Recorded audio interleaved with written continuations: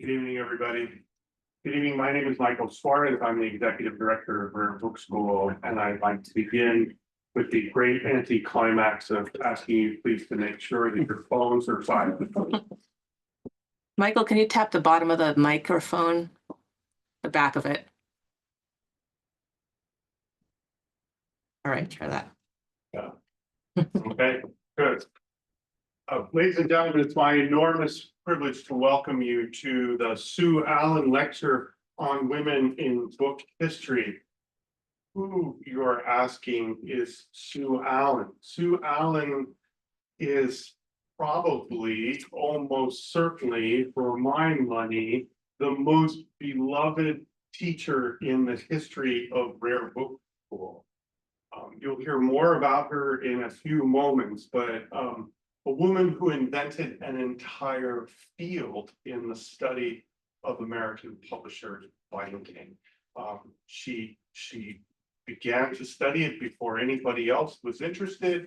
She documented it before anybody else got in there, and she taught generations of Rare Book School students who went on to become book historians with a special interest in bindings because of her expertise, because of her passion.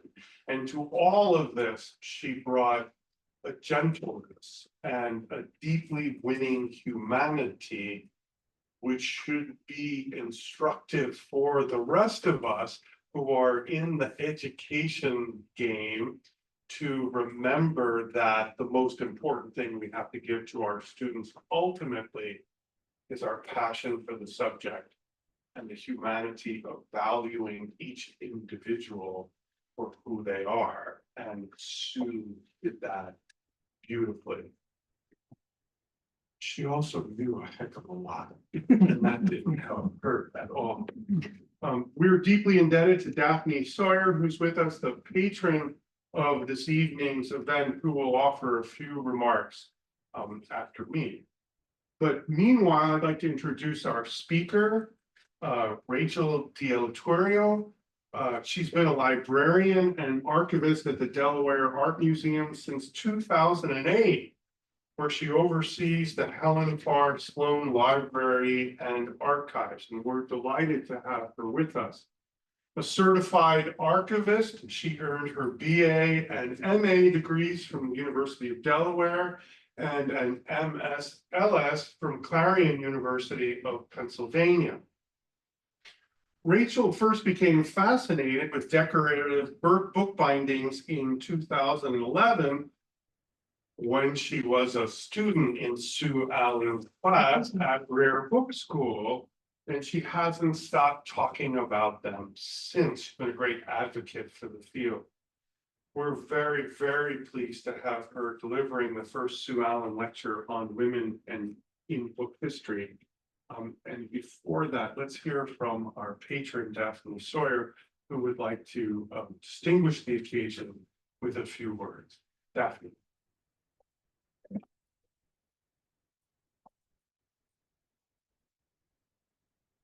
So thanks for coming out this evening. I'm hoping that you're having a great week or start of the week here at Rare Book School.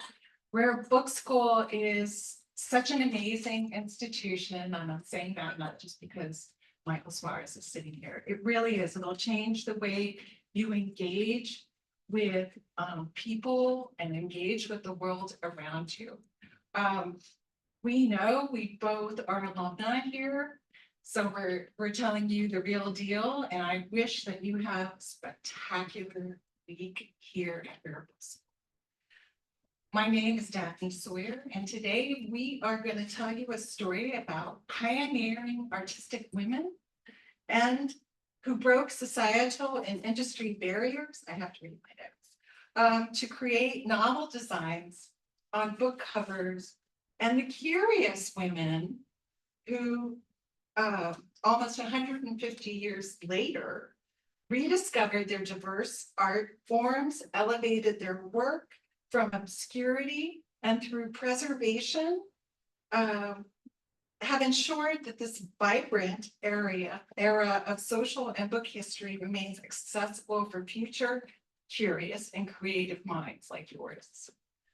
One of these curious women happened to be my mother, Mary Sawyer, who in her late 50s discovered the beauty and layered history behind publishers' bindings. Publishers' bindings are a class of commercially manufactured books from approximately the late 1830s to 1920, when they were replaced by paper dust jackets that were more economical. For an in-depth dive into this topic, please investigate Todd Patterson's fun course here at Rare Book School. It was serendipitous discovery on my mother's part. My father and I had been trolling used bookstores for years. Mom would tag along to be part of the excitement, but she was not a collector and thought us both rather rifty and the effort and exercise. Until one day, while sifting through dollar bins that used to be in front of every used bookstore on the planet, she discovered colorful designs on book covers from the turn of the 20th century. She bought a few. Her total expenditure was $3 plus tax. We were stunned. Wasn't hers the voice in my head that had lectured since childhood? Don't judge a book by its cover. Thus began a 30-year odyssey of discovery, research, and ultimately the methodical creation of a unique collection of American publishers' bindings with strong emphasis on the works by female designers. At some point, Mom found her way to Rare Book School, to the courses taught by Sue Allen, one of the principal founding instructors of Rare Book School and original voices in the study of publishers' binding. Dad described driving Mom to Charlottesville from Delaware, where we're from, like taking a kid to summer camp. Mom took every class Sue Allen taught, twice, maybe 3 times. Sue Allen was the wind in Mom's sails. She was mentor, high priestess, expert, inspiration, wrapped into one enthusiastic. She connected Mom with other experts in what was 30 years ago, a pretty small field. Mom corresponded with these experts, often sending colored photocopies of new binding discoveries with her theories as to who the designer was. She kept track of her collection on 3x5 file cards, full bibliographic entries, handwritten. She never learned to use or wanted to learn how to use a computer. There were a few other collectors regionally with whom Mom would visit annually to compare notes and acquire new gems. If you asked her, Mom's favorite designer was Margaret Armstrong. Margaret grew up in the midst of a decorative arts renaissance in New York. Her father connected to many outstanding artists of the time in the US and Europe. Margaret's book cover designs were sought after, and as she became established in her success, she only worked for publishers who would allow her to sign her work with her signature initials MA. More to come from Rachael on Margaret. Mom also collected design works by Sarah Wyman Whitman, the Taylor Collective, decorative designers, examples of style by decade. She assembled a small but mighty collection of UK publisher bindings, noting that book cover design trends originated often in the UK and migrated to America. There is almost a straight line between the design work of UK arts and crafts originator William Morris to British designer Walter Crane to American designer illustrator Howard Pyle. Howard Pyle's studio was in Wilmington, Delaware, our family's backyard. Under Pyle's artistic guidance sprang the Brandywine School of Illustrators, including N.C. Wyatt, Jesse Wilcox Smith, Maxfield Parrish, and many others who contributed book cover designs as well as illustration over the first half of the 20th century. By no means was book cover design a female endeavor. What intrigued and concerned my mother was that female design contributions were less known, often undocumented, no less visually stunning and original than those of their male counterparts. She was fascinated that women could make a good living in the arts as professional book cover designers in Victorian America. And I brought an example of not a decorative cover per se, but this is a handbag Bible printed in the UK, Oxford publisher. And it just goes to show that this is 1880s vintage, that they were not just decorating, but they were targeting the female market with their bindings and their functionality. So it's very ingenious. The handles are back, so you can just open it and read your Bible. I don't think anybody ever does. It's in great condition.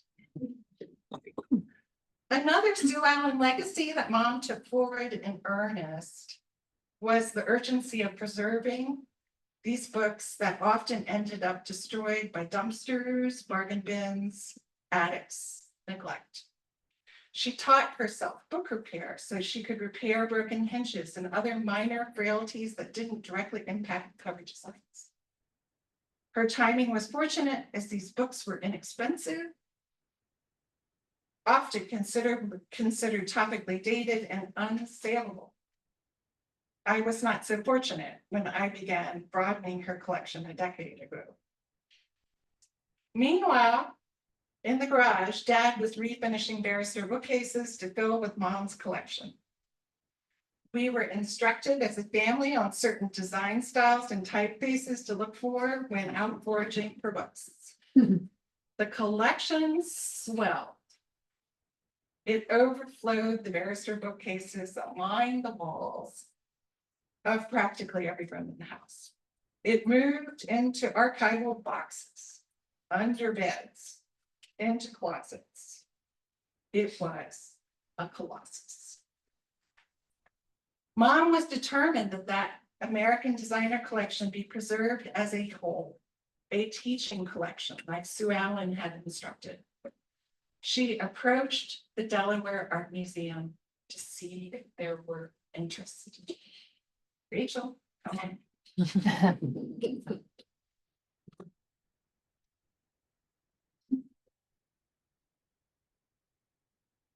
Thank you, Daphne.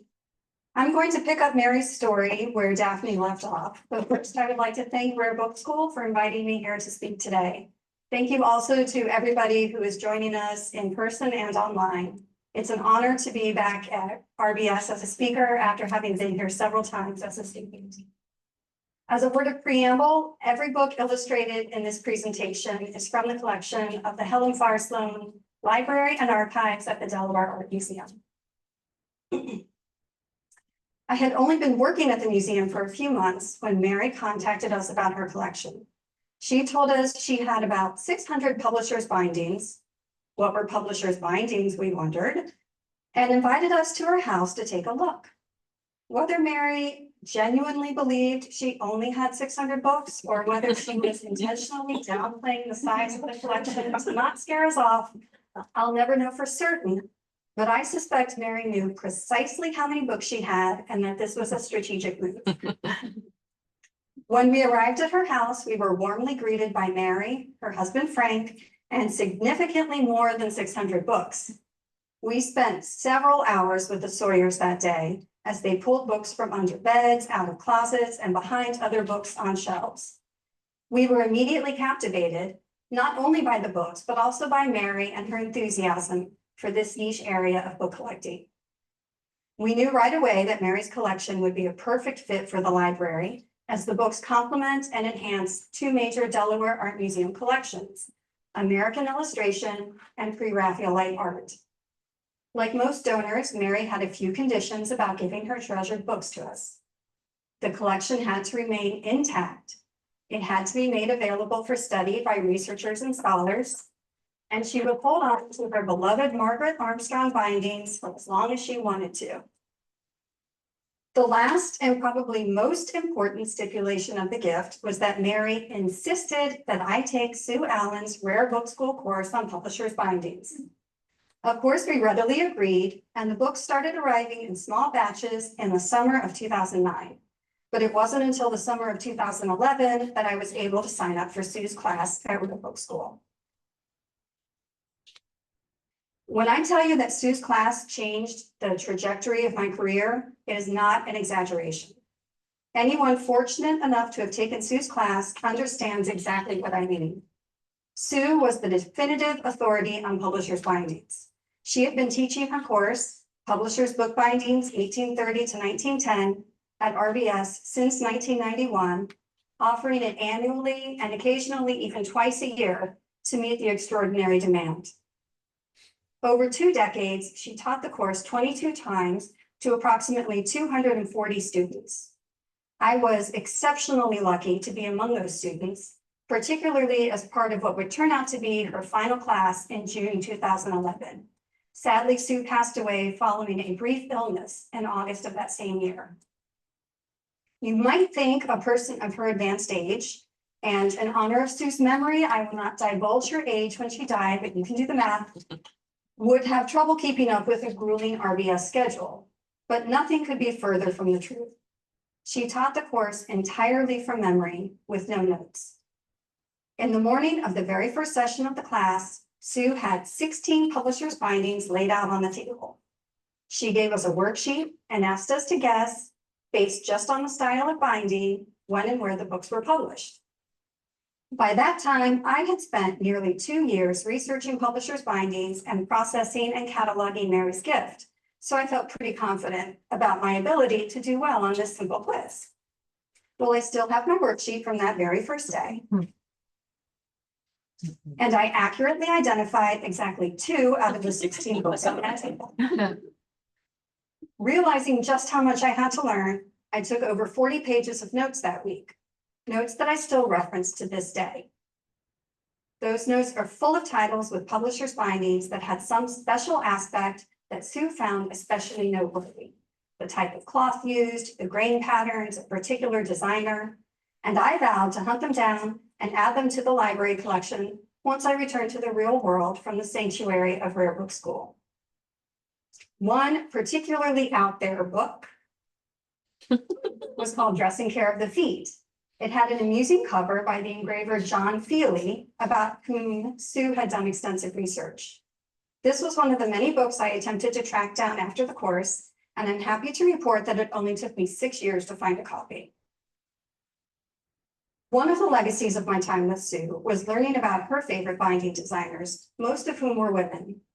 It was Sue who revealed to me the unexpected feminist history of publishers' bindings, and it is this history that I will focus on for the remainder of my talk. Women have been central to the history of publishers' bindings, not only as designers and producers, but also as scholars and collectors. 3 women in particular stand out as the most successful and inventive American binding designers of the late 19th century: Sarah Wyman Whitman, Alice C. Morse, and Margaret Armstrong. But first, a little background to bring us all up to speed.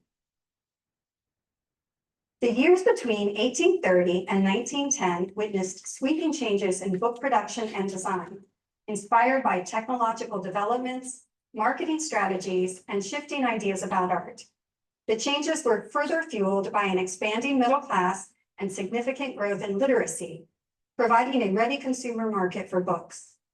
As new printing and binding methods revolutionized the mass production of books, aesthetic experimentation flourished, and women seized unexpected opportunities within this dynamic landscape. Middle-class consumers encountered a dazzling variety of book designs influenced by aestheticism, Art Nouveau, pre-Raphaelitism, and the arts and crafts movements. Posters, advertisements, and art magazines promoted not only the books themselves, but also the designers behind them, spreading new ideas about the book as a work of art. Advances in technology turned publishers' bindings into powerful marketing tools. In this competitive environment, cover design became a critical component of a book's commercial appeal. In 19th century America, this shift opened doors for women artists and designers. Though largely excluded from the business side of publishing, women influenced how books looked and felt in readers' hands. Nowhere was this more evident than in decorative book design, where women helped define the visual language of American literature. As publishers sought fresh, fashionable designs, women entered the field as professional cover artists, shaping not only individual titles, but also the aesthetic tastes of the reading public. These women worked in a marketplace that often failed to credit them by name, yet their designs sold books, and in some cases, established a publisher's visual identity. Unlike most sectors of the book trade, design offered women a degree of creative autonomy. They negotiated directly with publishers, set their fees, and built client lists, making them among the earliest female freelancers in American graphic design. Their contributions often blurred the lines between fine art and commercial production, proving that artistry and commerce could successfully coexist in the mass market. Women were able to make their mark on publishers' bindings thanks to an expansion of opportunities for them in art education and the broader arts. The first design schools for women opened in the early 1850s, responding to the growing demand for suitable employment for middle-class women. Advice manuals of the era began including chapters or even entire volumes on professions considered appropriate for women. In the rather offensively titled book, What Shall We Do with Our Daughters? Superfluous Women and Other Lectures, the author argues that art is an ideal field for women as it requires, quote, delicate fingers and native readiness of taste, which could be better performed by women than men. By the 1880s, there were 38 art schools in the United States, most of them co-educational, with 9 serving only women. These institutions produced skilled graduates, but the job market they entered was highly competitive. The rapid growth of industrial production created a sustained need for new designs across various industries, and evolving consumer tastes demanded constant innovation. There was genuine demand for designers and a willingness to hire women, but the number of available positions lagged behind the number of graduates. In 1894, for example, there were about 10,000 women in America working in the art field, with 2,000 in New York City alone. Ultimately, many of these graduates became teachers, a more stable occupation than working artists. One career guide even advised women to avoid competing with men in firm settings altogether, and instead take on freelance design work from home, where they might have better prospects on their own terms. Book design, however, was seen as particularly promising. Publishers eagerly sought attractive, affordable covers, and talented designers, both male and female, could find steady work. Contemporary accounts confirm that women could make a comfortable living from book design, some even suggesting that women often received more commissions than their male counterparts. The New York Morning Telegraph observed that most major publishers commissioned twice as many designs from women as from men, with leading artists earning a respectable $25 to $50 per cover. Even lesser-known designers could make a living. A 1903 New York Sun article described a young widow supporting herself and her son through book cover work, selling designs for $15 to $18 each. Among this social and cultural backdrop, 3 women made a lasting mark on the development of publishers' bindings.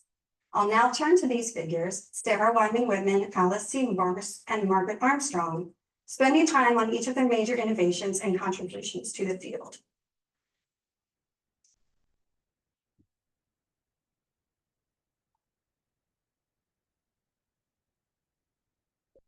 Sarah Wyman Whitman was one of the most significant figures in book design.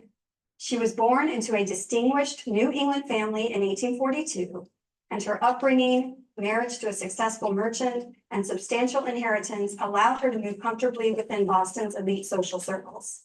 Yet despite her privileged background, Whitman was determined to pursue a serious artistic career. She began her formal art training in 1868 when she joined a group of women studying under the acclaimed Boston painter William Morris Hunt, who considered her one of his most gifted students and encouraged her to follow her artistic ambitions. As a painter specializing in landscapes and portraits, she earned acclaim throughout the early 1880s, exhibiting her work in major Boston and New York galleries and at the Paris Exposition.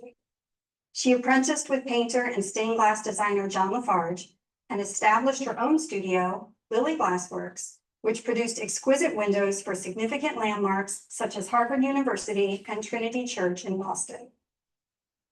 Whitman emerged as a central figure in the city's flourishing arts and craft movement, advocating for the integration of beauty and craftsmanship in everyday objects. Her social status afforded her access to Boston's literary and artistic elite, and her Beacon Hill home became the site of regular salons where she entertained writers and thinkers, including Sarah Orne Jewett, Harriet Beecher Stowe, and Oliver Wendell Holmes. These close friendships led to her most successful creative pursuit, designing book covers. Her first binding design was in 1880 for Sarah Woolsey's Verses, published under the pen name Susan Coolidge. Drawing inspiration from the pre-Raphaelites, Whitman modeled the cover on Dante Gabriel Rossetti's design for Algernon Charles Swinburne's Atalanta and Calydon, which had been published in England 15 years earlier. Using the same type of white muslin cloth, she reimagined Rossetti's stylized roundels and restructured the layout, prominently featuring the author's name and the book's title on the front cover. And you can imagine how luxurious the white and gold must have looked when it was new. Whitman's design for Verses marked a turning point in American book design. At a time when most American book covers were wrapped in jewel-toned cloth and heavily stamped with busy, often mismatched decorations, Whitman's elegant and restrained design stood apart. She embraced the arts and crafts principle that book covers should marry functionality with beauty and was openly critical of the overly designed covers of the 1870s and 80s. In a talk given in 1894, she remarked disparagingly, quote, 10 years ago, you would have found book covers, hundreds of them, an example of which is on the screen now, which represented a combination of bad French art mixed with Japanese art, scrolls and arabesques, which had to do with some debased form of book cover, mixed with a bit of Japanese fan, the suggestion of a sun, a stork, or strange diagonal lines. So beautiful and pure Japanese art, but so fatal and terrible on a book. Though Rossetti provided her initial inspiration, Whitman quickly developed a distinctive style of her own. She rejected excess, embraced negative space, and created a unique lettering style that blended rustic charm with refined elegance. Her bindings frequently featured stylized ornamental floral motifs rather than literal illustrations. She occasionally signed her work with a small flaming heart enclosing her initials, but the key to identifying a Whitman binding is her distinctive hand-drawn lettering. Following the success of Verses, Whitman became the in-house designer for Houghton Mifflin Company, the first such partnership in American publishing, producing over 250 bindings during her tenure. I'm constantly reminded just how much the Sawyer collection overlaps with the Delaware Art Museum's art collection. One notable example is Whitman's cover for the One Hoss Shay, written by her close friend Oliver Wendell Holmes and illustrated by Howard Pyle, who is often considered to be the father of American illustration. A lifelong Wilmingtonian, when Pyle died in 1911, his friends and students formed the Wilmington Society of the Fine Arts, which is now the Delaware Art Museum, to preserve and exhibit his work. Whitman's binding references medieval designs in the bands across the spine and the suggestion of clasps at the edge, and also calls to mind the buckles used for the harness of a horse-drawn vehicle, Along with his illustrations, Pyle had submitted his own design for the cover, which is now in the collection of the Delaware Art Museum. After the publication of the book, Winthrop Scudder, the head of Houghton Mifflin's art department, wrote to Pyle and asked what he thought of Whitman's design. Pyle was reluctantly critical, saying, quote, "I like it as a whole very much, only I do not like the suggestion of hinges and clasps. It seems to me, since I am bidden to be frank, a very little suggestive of affectation. Do you not think that if you could have had a characteristic band above and below the lettering instead of suggesting the clasps and 3 asterisk designs instead of the hinges, you would have achieved the same result a little more frankly? I am perhaps a little hypercritical, for I do so hate the horrid taste of he, she, and it, and the like hideous anomalies." Here, Howard Pyle is referring to the 1884 publication, He, She, It, by German artist Karl Sapel, who used a method of his own design to create books resembling Egyptian artifacts, with the appearance of old decayed paper, faux foxing, water staining, chipping, and mildewing. Whitman, so far as the record shows, never voiced an opinion on He, She, It, yet it is exactly the type of book she detested, and it's hard to imagine she would have welcomed Pyle's comparison between her design and Sapel's. Scudder himself must not have agreed with Pyle's assessment of Whitman's binding design, because a year after the publication of the One Hachette, Whitman designed a similar binding for Holmes's next book, Dorothy Q. It was also illustrated by Pyle, but this time he did not submit his own binding design, and he did not comment on Whitman's.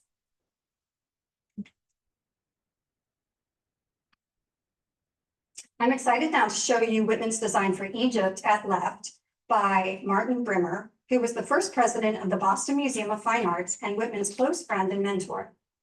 Like so many other books, I first learned of this one in Sue's class, where she called it one of the most striking images in American book design of any period and considered it to be Whitman's masterpiece. The cover features 3 stylized papyrus stalks stamped in gold on white vellum. Whitman herself cited this design and the one she created for Nathaniel Hawthorne's The Marble Fawn at Wright as her personal favorites. Upon first glance, the gold anemones that wrap around the binding appear to be identical, but a closer examination reveals that the petals and stems are actually unique. These subtle variations, like those found in her lettering, were deliberate choices by Whitman, which gave the book the feel of a handcrafted object. Whitman is widely regarded as the first professional artist regularly engaged in the design of book covers, and her position at Houghton Mifflin paved the way for other women to enter the field. Throughout the 1880s and 90s, she stayed true to her arts and crafts ideals, insisting that the, quote, elements of design should be applied to accessible, mass-produced books.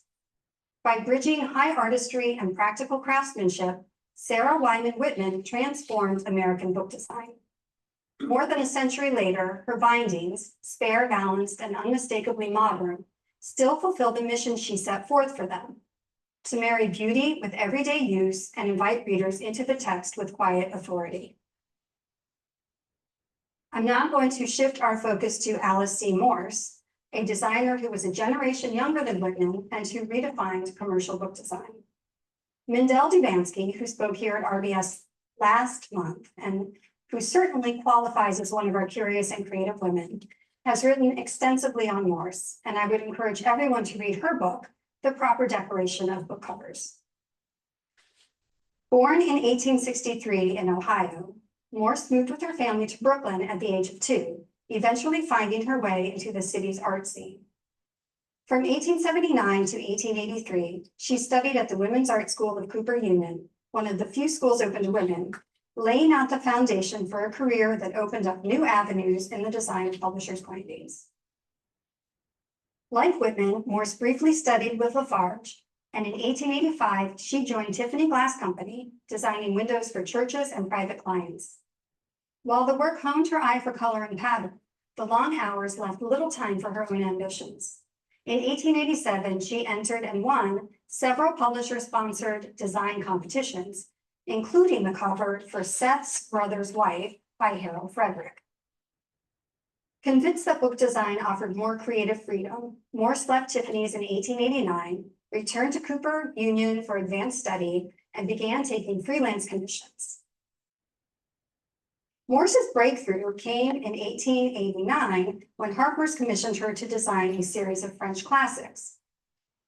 For the first volume, The Odd Number by Maupassant, she created what she called a, quote, simple cover that required careful balancing of borders and lines. That same year, she produced the binding for Theodore Child's Summer Holidays, a pattern that Dubansky traces to 16th century strap work, but also evokes Islamic influences as reflected in the work of William Morris, showcasing Morse's gift for reinterpreting historical ornament for modern cloth bindings. The success of these two designs triggered a rush of new assignments and confirmed that she could make a living as a book artist. Within 4 years, she had completed over 40 covers for leading publishers. In 1892, Putnam's hired Morse to design a deluxe edition of Washington Irving's The Alhambra. The cover features intricate gilt tracery on white cloth, no doubt inspired by her study of Owen Jones's magisterial The Grammar of Ornament. The following year, she created a companion design for Irving's Chronicle of the Conquest of Granada, blending arts and crafts geometry with Arabic and Persian motifs. Morse's eye for narrative detail extended to regional associations as well. Mars Chan, A Tale of Old Virginia by Thomas Nelson Page, featured borders of stylized tobacco leaves, subtly rooting the story in its southern landscape. By adapting her approach, arts and crafts rigor here, Persian arabesques or Moorish lattice work there, she satisfied both publishers' marketing demands and her own belief that a cover should, in her words, complement the book's theme and appeal to the widest audience. Morse's hallmark was her versatility. Rather than developing a signature style like Whitman did, she tailored ornaments to each text.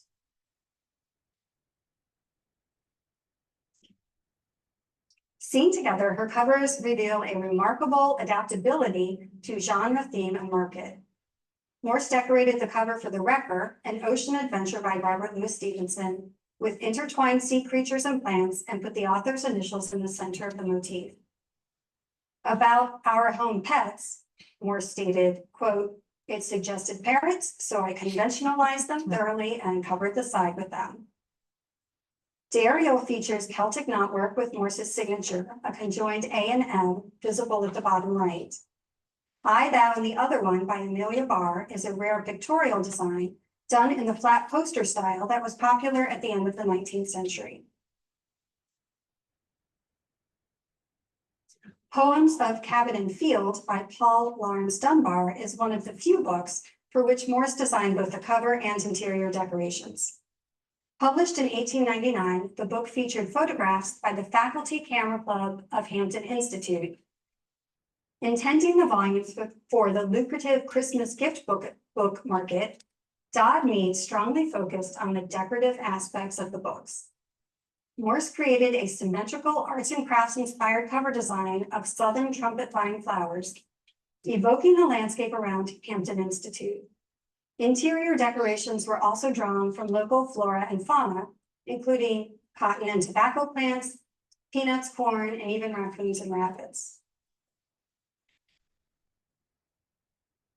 Beyond her design work, Morse championed women in the decorative arts. At the 1893 World's Columbian Exposition, she chaired the subcommittee on book covers, wood engraving, and illustration. In her chapter on women illustrators in the exposition's publication, Art and Handicraft in the Woman's Building, for which she is also believed to have designed the binding, she emphasized women's innate decorative sensibility and their aptitude for harmonizing color and line, advocating strongly for their inclusion in design fields. Morse also worked with the New York Society of Decorative Art, an organization founded in 1877 to provide training and employment opportunities for women artists when few such avenues existed. Morse's impact on American book design is profound, characterized by meticulous craftsmanship, versatility, and a commitment to elevating women's roles in the decorative arts. Through her innovative designs and advocacy, Morse not only contributed richly to the aesthetics of her era, but also helped pave the way for future generations of women artists.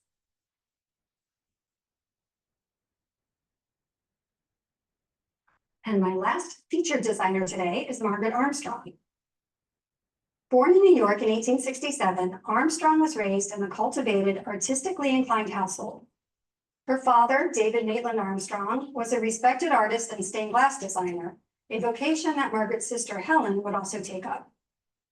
Surrounded by art and design from an early age, Margaret developed a visual sensibility that would later define her distinctive and influential approach to book covers. As young women, Margaret and Helen collaborated on artistic endeavors, like hand-drawn Christmas cards, which they sold through the New York Exchange for Women's Work. Both sisters later studied at Cooper Union in the 1880s, further honing their creative talents. Margaret's first known book cover commissions appeared in 1887. The Story of a New York House by H.C. Bunner and In Old Virginia by Thomas Nelson Page. The path to those early assignments remains somewhat unclear. According to Armstrong biographer Lowell Fane, she likely approached publishers directly with work samples, gradually earning small projects. Although Sarah Whitman had already established the role of the professional book cover designer, the publishing world remained male-dominated. Margaret and Helen navigated this terrain with strategic anonymity. As Margaret's brother, Hamilton Fish Armstrong, later recalled, his sisters employed a, quote, gentle subterfuge to navigate these barriers, signing their work and their correspondence with only their first initials and their surnames. A brief announcement in Publishers Weekly in May 1887 described In Old Virginia as featuring, quote, a handsome cover designed by Tiffany Art Company. Lowell Fane suggests that at just 19 years old, Armstrong may have relied on her family's connection to Tiffany as a way to gain a foothold in the industry. Notably, her cover, featuring Virginia Creeper in its vivid autumn yellow, stood out dramatically from the more conventional designs of the era, echoing the bold visual departure seen in Whitman's earlier works. By 1893, Margaret's national profile was on the rise. That year, her work was recognized at the World's Columbian Exposition, where Alice Morse praised her appropriate, tasteful, well-studied book decoration. She had already completed 40 covers by the end of that year, and in 1894, she produced 28 more, a pace suggesting she could complete a design in under 2 weeks. That April, her work was included in the commercial bookbindings exhibition at the Grolier Club, cementing her status in the field. By 1895, she was in high demand and began signing her covers with a conjoined M.A. monogram. Margaret is perhaps best known for her ability to create a distinctive visual identity for authors, making their books instantly recognizable to readers. Her notable collaboration with another woman, the author Myrtle Reed, began in 1901 when Putnam's commissioned her to design the Spinster book. Armstrong framed the title in gold in the shape of a hand mirror, but it was the unusual lavender cloth that truly set the design apart. She continued this theme with Reed's Lavender and Old Lace the next year, using a more elaborate design of stylized florals and lace motifs, but on the same lavender cloth. Soon, the striking hue became standard for all of Reed's works, even prompting earlier titles originally bound in pale gray to be reissued in lavender. Armstrong ultimately designed 14 lavender cloth covers for Reed. Her brother, Hamilton Fish Armstrong, commented humorously on this, stating, quote, "Thus, the saccharine mauve cover was so exactly right that she had to perpetuate it through all of the rest of that immensely popular and long forgotten author's string of works." At the same time, Armstrong created an iconic series for Henry Van Dyke, beginning with The Ruling Passion in 1901. Its success led to a follow-up commission for The Blue Flower in 1902. Oh, I've been going the wrong way. There we go.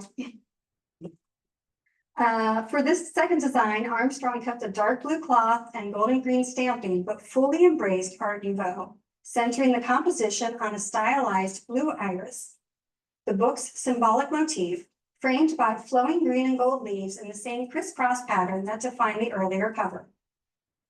By the time Little Rivers appeared the following year, the blue and gold palette had become a hallmark of Henry Van Dyke's works. Again, Armstrong's brother later remarked, quote, "She started a vogue for making the book covers themselves artistic and distinctive. Whenever I see the blue and gold design on the spine, I have recognized it as Henry Van Dyke's even before Margaret's distinctive lettering tells me so." Like Morse, Armstrong was commissioned by Daphne to create the binding and interior decorations for another collaboration with the Hampton Camera Club of the poems of Paul Laurence Dunbar. Her cover for Candlelight in Time features a stylized crescent moon surrounded by small gold flecks evoking moonlight, suspended over a bed of bull-tongue arrowhead, flowers native to the southeastern United States. The same flowers and leaves are rendered on the spine in gold.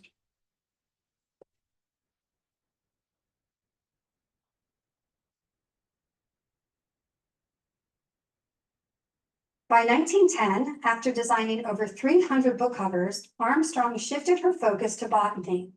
She extensively traveled the American West and Canada, sketching wildflowers and compiling field research. She persuaded Putnam's to publish a comprehensive guide, resulting in her 1915 Field Book of Western Wildflowers with 500 black and white illustrations and 48 color plates by Armstrong herself.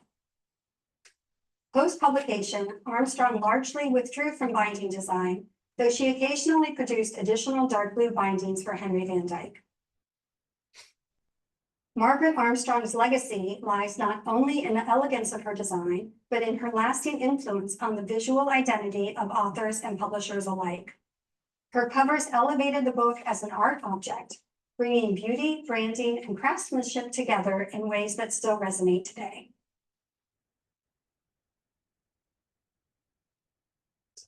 Although Sarah Wyman Whitman, Alice C. Morse, and Margaret Armstrong remain the marquee names of 19th century binding design, they were only the tip of a much larger creative force.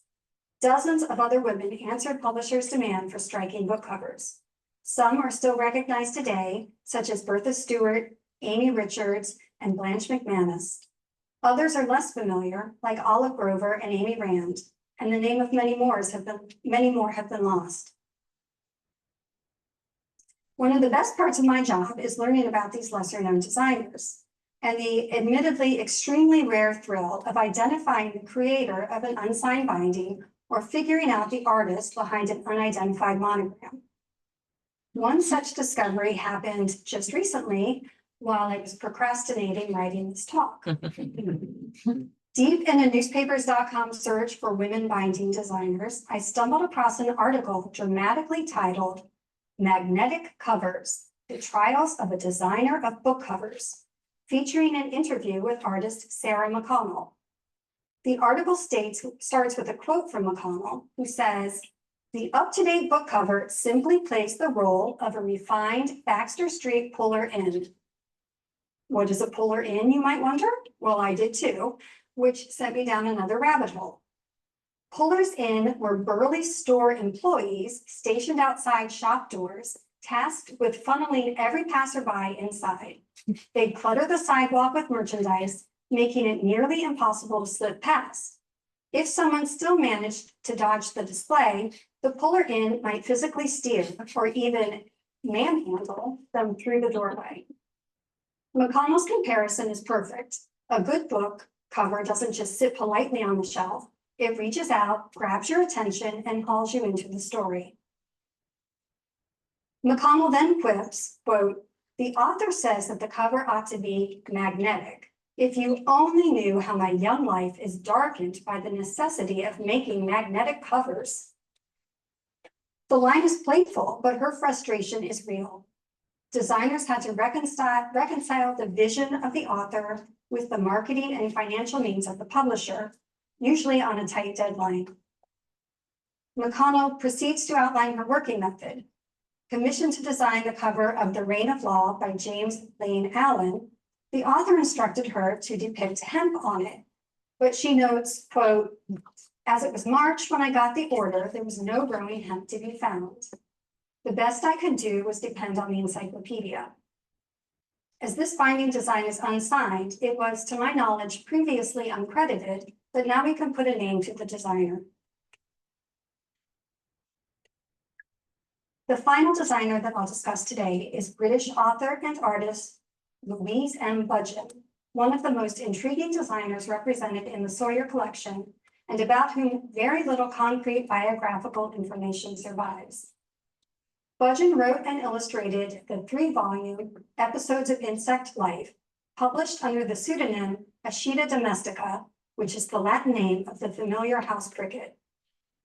First published in London in 1848, each volume chronicles 4 consecutive months of insect behavior and was published just in time for the Christmas gift book market, a new volume every year between 1848 and 1850. Budgeon's lively and engaging essays were accompanied by intricate hand-colored illustrations that were somehow both scientifically accurate and charmingly whimsical. The binding features a cricket surrounded by insects who have gathered to hear him tell stories. At the bottom is the phrase, "He filled their listening ears with wondrous things." The Boston Post deemed the work a beautiful specimen of bookmaking, celebrating both its scientific charm and its visual allure.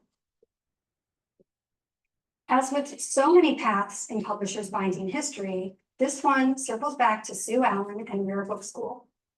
I first learned about this book in Sue's class, which is also where Mary had first learned about it. Clearly, we both found it equally captivating as we each left Sue's class years apart, determined to track down a copy. Mary was, of course, a step ahead of me. She had already secured a copy of Volume 3, which she prized so highly that she initially held it back from her donation to the museum. So I didn't even realize she owned it until years later, when she decided it belonged with the rest of her collection. True to her determined nature, Mary never stopped searching for the other 2 volumes. Nearly a decade later, on what would become her final visit to the museum, she proudly showed me that she had finally located a set of all 3 volumes. I believe these were the last books she purchased for the M.G. Sawyer collection. Mary and Daphne have created an exemplary survey of American and British publishers' bindings. The Sawyer collection is unique not only for its size, that initial estimate by Mary of 600 books is now at over 4,000, but also for its incredible depth. In addition to strong representations by the best-known American and British designers, there are hundreds of lesser-known and unidentified artists, many of them women, who deserve deeper study. These women transformed American book production. Their work speaks to their ingenuity, adaptability, and lasting artistic legacy. The interwoven forces of technological change, artistic innovation, and women's creative labor reshaped the American book industry on the eve of the modern age, leaving behind not just beautifully designed books, but also a testament to women's enduring influence on visual culture. Thank you.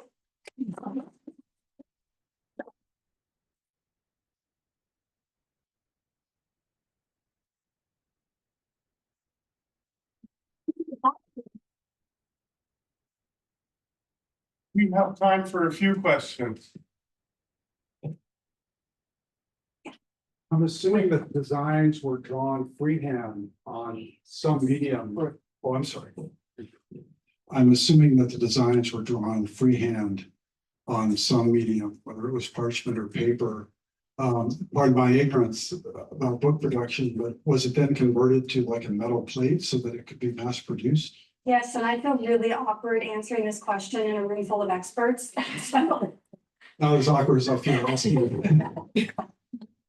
Daphne, do you want to talk about you're much more So knowledgeable about the technical aspects? then I'm not, it changed almost annually, right? The technology was rapidly evolving, so, you know, it could have been on a metal, it was originally on paper, yes. And that would be submitted to the publisher, and the publisher would approve the selection of colors and the selection of cloth. And there was a big negotiation, and Margaret Armstrong was renowned for insisting it's on this cloth, and these are the colors. And if you don't like it, I'm out of here. But, you know, she had the wherewithal to do that. Then it would, you know, every one of those colors is separate press, you know, that's coming down. So that would have been etched out of, you know, some format, whether it was metal or wood, I don't.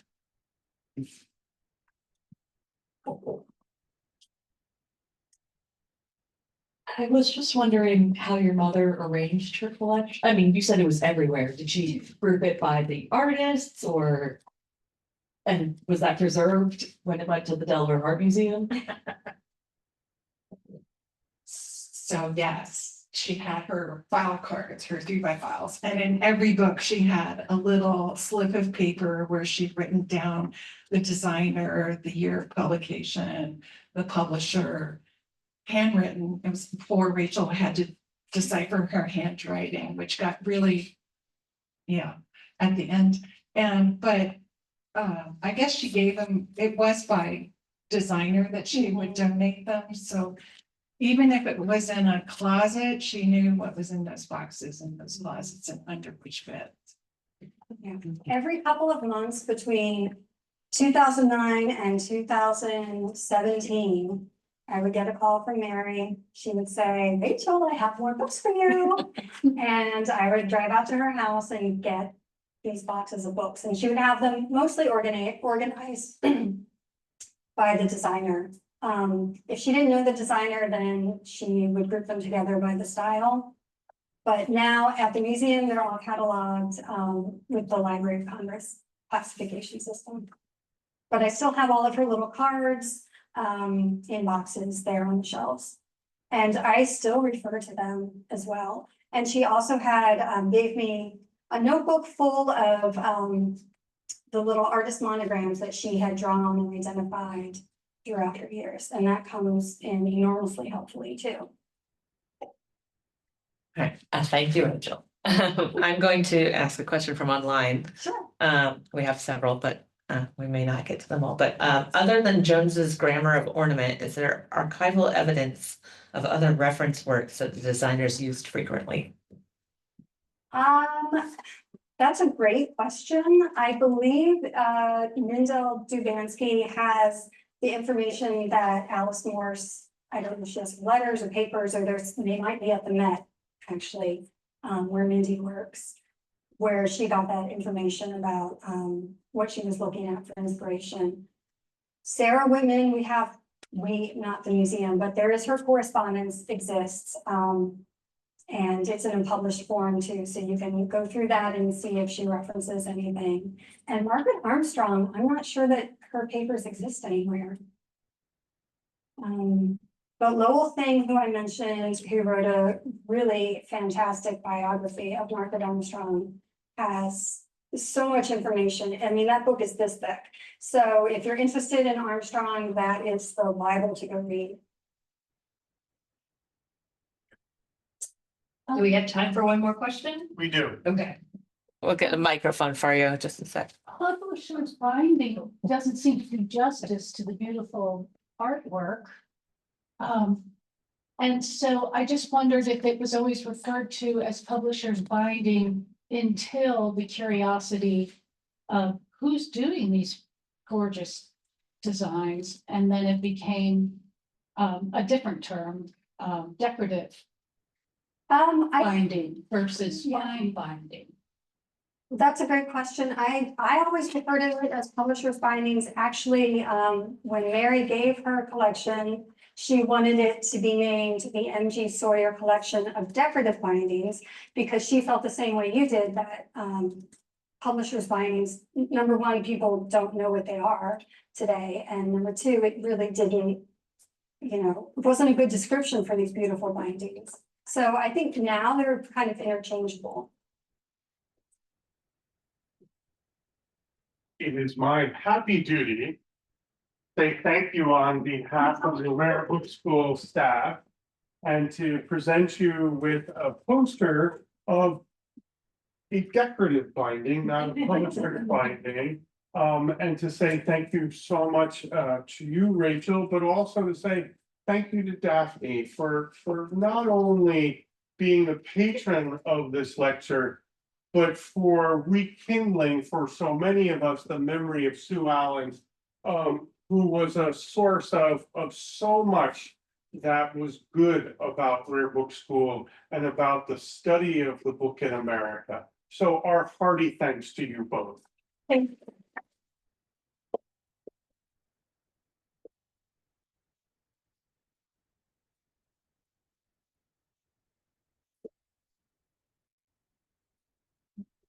You are all most cordially invited to a reception down one flight on the second floor in